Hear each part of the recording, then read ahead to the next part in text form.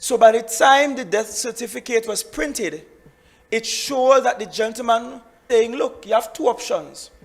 You could apply here in Tobago to have it changed, and it will take about 6 weeks to get it back.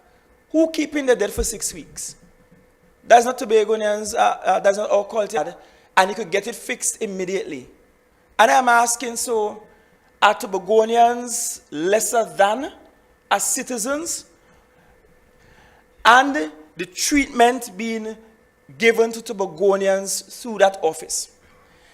I sat and I watched how they systematically took away the that she wanted to control everything from a centralized position, and now Tobagonians catching the skin to get simple things registered and get the General's office here in Tobago. And they are not alone, because we also receiving the complaints they can't get simple clearance certificates done in a timely manner. Everything is taken inordinately long. And it feels as though Tobago was taken back in. They don't care about the implications on you. And so because this was a central government or a 6th scheduled item, they removed or should not have had to write anybody anywhere to beg to have these services, these critical services available. And I will make the letter available, pertinent questions being asked by the lawyers. But it is affecting us in very simple ways. We cannot have access to quality-wise to remove the position from Cast Tobago, carry it back to Trinidad, and therewith take away authority. Take away sense is the act of recolonizing Tobago. And so I want you, Tobago, to ask those who all of a sudden advise you on when they are agreeing to taking away autonomy that you once had and carting it back to Trinidad to the central government. That's the question you must ask of them, ladies and gentlemen. And so I wanted to be a certificate on time. Why, when errors are made, it takes 4 and 6 weeks to get?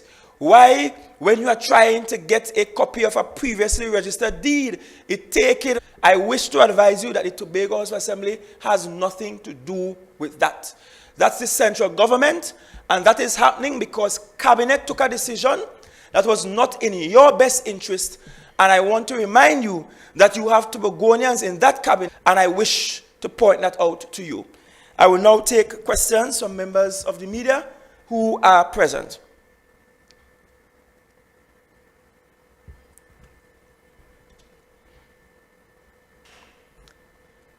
Any questions from members of the media who are present? In technical difficulties, or are they? Okay, so thank you. We have no questions. Are there any questions outside of the matters just raised by me that requires my... Okay, thank you very much. So with that, Tobago, I want you to perhaps resurrect an old theme that you see that the little autonomy you had, they are being systematically taken away from you, and you are not being given the opportunity to actually govern yourself. Good afternoon, Mr. Chief Secretary. I don't know if you are also aware there's also a situation with companies, like if you want to renew the registration of your company, and I went to the Office of the Attorney General in terms of updating. You know, you have to do your annual updates returns, on your foundation, etc., right? Your returns. And when I went to the Office of the Attorney General, the process in Trinidad, so I'm not sure why in Tobago there's this issue where it's a long process online. And I don't know if you are entertaining any other questions otherwise than the Registrar General. I wanted an answer from you for parliamentarians and also yourself and Tobago House of Assembly members with respect to a salary increase, if you think an increase should be now.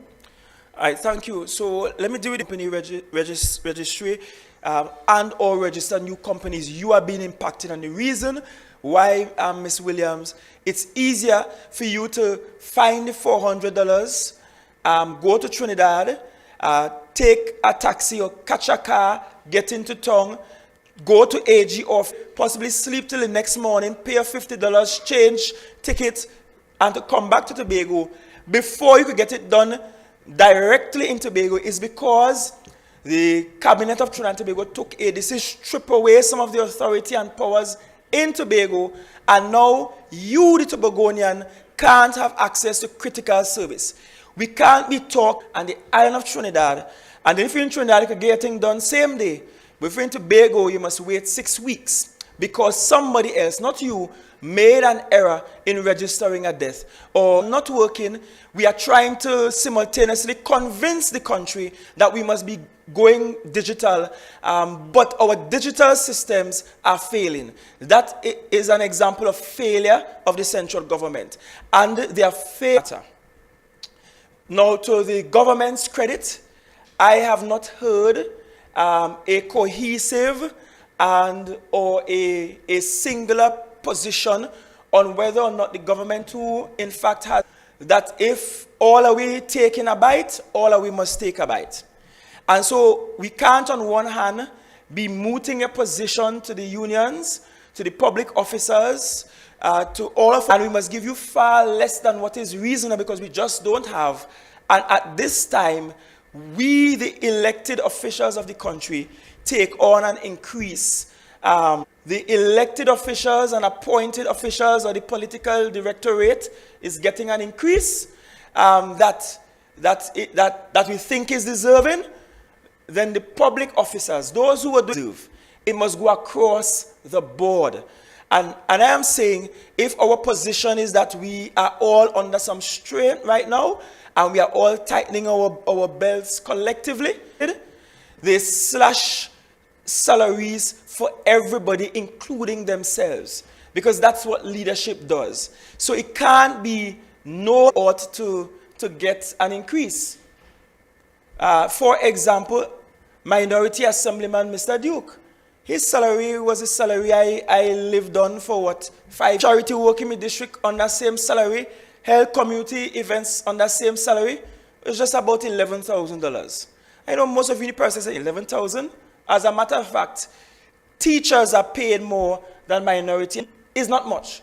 But I'm saying there shouldn't be an increase at this time for the political directorate if it is the government and the Ministry of Finance is saying to the unions, no, we cannot give you the cost of food, etc., etc.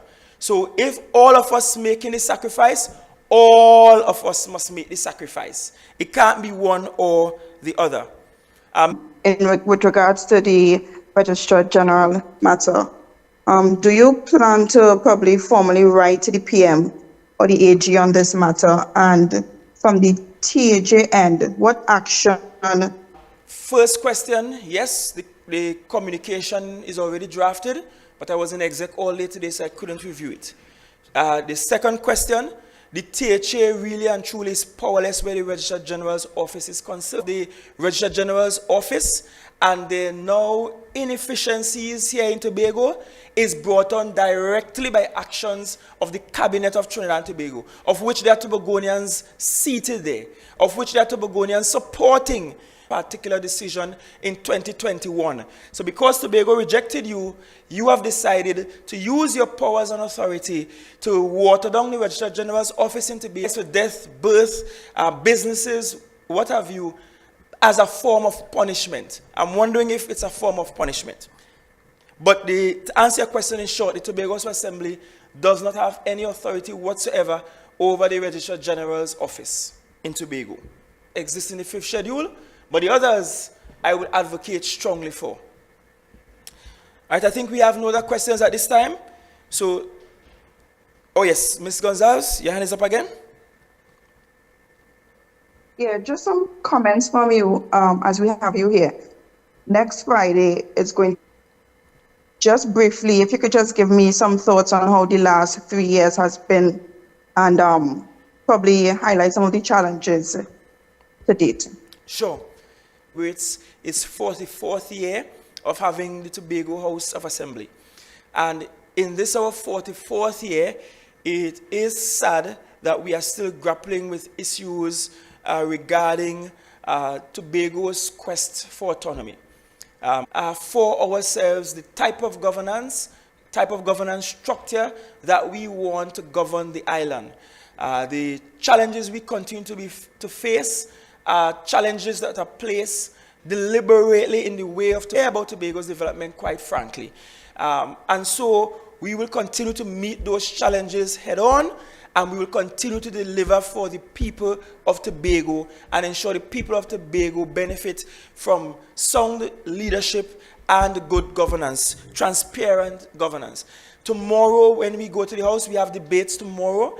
When we go to the House tomorrow, prioritize projects for this fiscal year, in this our 44th year as having the Tobago House of Assembly.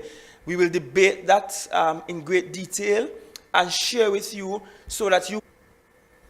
So I wish to thank you all very much. Have an engagement all the way in Charlottesville, the most beautiful village in the most beautiful district I represent on that end of the island. So you will appreciate that I need to make a speedy exit. Thank you very much. But we really needed to make it quite clear that the Tobago House of Assembly is not responsible fairly and squarely where it belongs until such time as we have returned to Tobago the quality and levels of service that is required and needed by the people.